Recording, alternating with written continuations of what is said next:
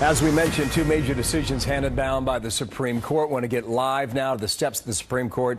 And Shannon Breen's been reading through this. Two of them I want to talk about, Shannon. The first one has to do with a cell phone case in which it addressed the question whether or not police officers needed a search warrant before they could search your cell phone.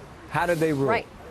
Well, if you've been arrested, the court unanimously has decided that if a police officer wants to search a cell phone they find on you, they find in your car after you've been arrested or that car's been impounded, they have to get a warrant. Bottom line, the Chief Justice wrote this for the unanimous court, and he said, our answer to the question of what police must do before searching a cell phone seized incident to an arrest is accordingly simple. Get a warrant. So he says, and this was argued as well when they had arguments here at the case, that today's cell phones are different. You have all kinds of apps that can access your medical records, your bank records. There's all kinds of information that tells everywhere that you've been, who your contacts are. Now, the court acknowledges that's helpful information in fighting crime, and so it's important, and this is going to, basically put up an extra barrier for law enforcement. But the fact is we have the Fourth Amendment. It says no searches and seizures unreasonable without a warrant. And basically, in the cell phone decisions, there were two cases. The court combined them. They say, police, if you arrest someone, you can't search that cell phone without a warrant. That's case number one. On to our second case. Can I stop you there? Just what was the justices ruled what again? What was the number? It was unanimous on the cell phone case. Unanimous, okay. 9-0. Wow, nobody recused themselves, okay. The second case deals with a company that was trying to basically remake television.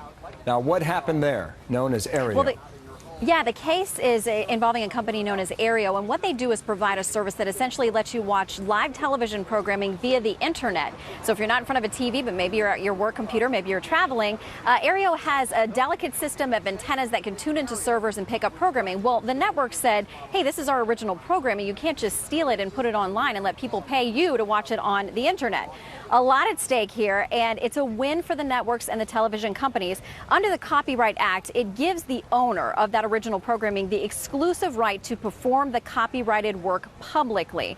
Well, what the court has decided, I believe it's 6-3 in this opinion, they've decided basically that what Aereo was doing was publicly performing copyrighted work that somebody else owned. So they've written their opinion, they've sent the case back down to the lower court, but basically we don't see a way that Aereo can win based on how this opinion was written. So the case technically is still alive, but basically a big loss for Aereo, a big win for those networks. So that dealt with copyright. I mean, who were the dissenting judges on that? Who thought that you can go ahead and do that and take someone else's property?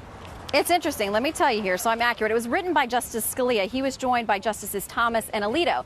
Interesting point, though. What Scalia said, if I can find it here, in his dissent was, he said, basically, I agree with what the court is doing. He said, I share the court's evident feeling that what Aereo is doing to the network's copyrighted programming ought not be allowed. So he's on board with them with the underlying principle, but he says, perhaps we need not distort the Copyright Act to forbid it. So he says, basically, the way they've interpreted the law wasn't correct, but he agrees with the underlying premise that what was happening here, basically Aereo shouldn't be allowed to do it. Bill? Okay. Could that live another day? It goes back down to the lower courts for another round. But again, the way that the justices have written this, it's tough to see how Aereo could win, even with a fresh argument. Great job, Shannon. Under pressure, too. Well done. Shannon Bream at the court. Thanks.